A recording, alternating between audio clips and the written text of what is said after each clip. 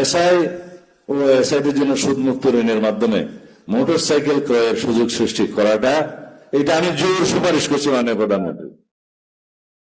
এটা আমাদের দায়িত্ব পালনের জন্য এবং তাদের কর্মদক্ষতা উৎসাহ বৃদ্ধির জন্য সহায়ক হবে। অবশ্যই ভ্যালিড রিজন আছে সুদমুক্ত এই সহযোগিতা চাওয়ার জন্য, মোটরসাইকেল কেনার জন্য।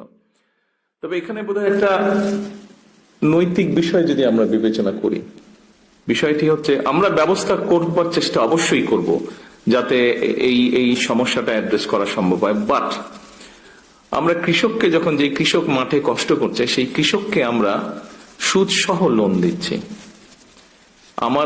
আমাদের পরিবারের মধ্যে কেউ না কেউ কৃষক আছে। আর আমরা গাড়িটা যখন ক্রয় করছি বা গাড়িটা ক্রয় করার জন্য যাদেরকে সুযোগ দিচ্ছি তাদেরকে সুদ মুক্ত দিচ্ছি। বাংলাদেশের প্রেক্ষাপটে কতটুকু এটা নৈতিক হতে পারে এই বিষয়টা একটু আমাদেরকে বোধহয় বিবেচনা করা প্রয়োজন। তবে মোটরসাইকেলটা হলে অবশ্যই পুলিশ বাহিনীর সদস্যদের কাজ করতে সুবিধা হবে, অফিসিয়াল কাজ করতে সুবিধা হবে। সেটার জন্য নিশ্চয়ই আমরা চিন্তা ভাবনা করে উপায় কোনো না কোনো একটি বের করতে পারবো নিশ্চয়ই, ইনশাল্লাহ।